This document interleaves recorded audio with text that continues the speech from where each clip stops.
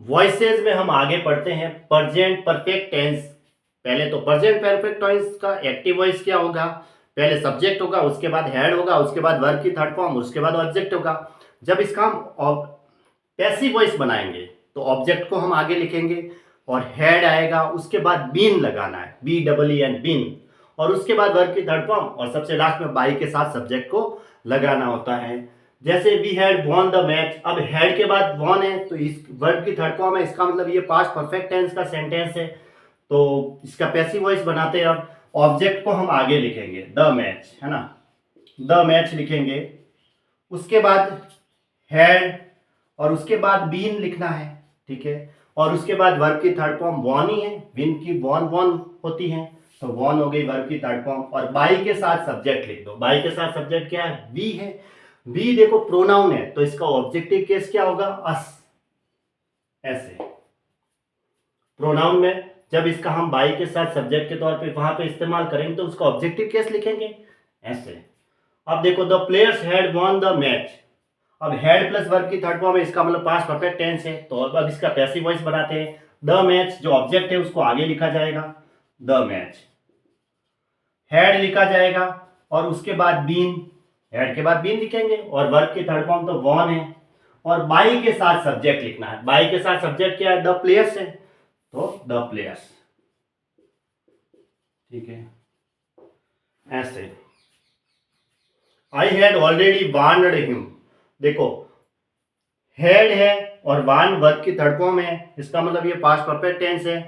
अब देखो warn verb के बाद ऑब्जेक्ट होता है,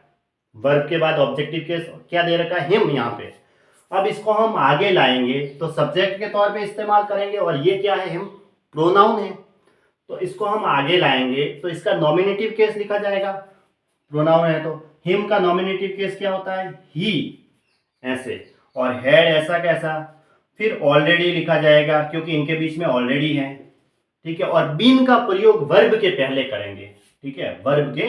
पहले करना है, तो आप बीन किया और उसके बाद वर्ब लिखनी है, वर्ब की थर्ड फॉर्म आएगी वान, ठीक है, और बाई, बाई के साथ हम सब्जेक्ट लिखते हैं, यहाँ सब्जेक्ट के तौर पे क्या है, आई है, आई प्रोनाउन है, उसका ऑब्जेक्टिव केस लिखेंगे मी, मैंने बताया था आई को हम ऑब्जेक्टिव केस क्या होगा, बाई के साथ मी चेंज करने के दौरान। इस बीन का प्रयोग वर्ब के पहले करना है, ठीक है, और ऑलरेडी, अब यहाँ हेड के बाद ऑलरेडी था तो ऑलरेडी लिखना है, और बीन का प्रयोग हम वर्ब के पहले करेंगे, ठीक है, पैसिव वॉइस में। The farmers had reaped the crops before the rains fell, देखो यहाँ हेड प्लस वर्ब की थर्ड फॉर्म है, उसके बाद वर्ब के बाद ऑब्जेक्ट होता है, तो हेड ये है, वर्ब की थर्ड फॉर्म ये है, उसके बाद ऑब्जेक्ट क्या है, द क्रॉप्स, द क्रॉप्स को हम पैसिव वॉइस में आगे लिखेंगे, द क्रॉप्स, ठीक है, उसके बाद हेड लिखा जाएगा, उसके बाद बीन आएगा, उसके बाद वर्ब की थर्ड फॉर्म क्या है, रीप्ड ही आएगी, और उसके बाद बाई के साथ सब्जेक्ट, सब्जेक्ट क्या है यहाँ पे, द फार्मर्स, तो द फार्मर्स लिखो, द फार्मर्स, ऐसे। उसके बाद जो पीछे बचा हुआ सेंटेंस क्या था, बिफोर द रेन्स फेल, है ना, रेन के गिरने के पहले, बिफोर द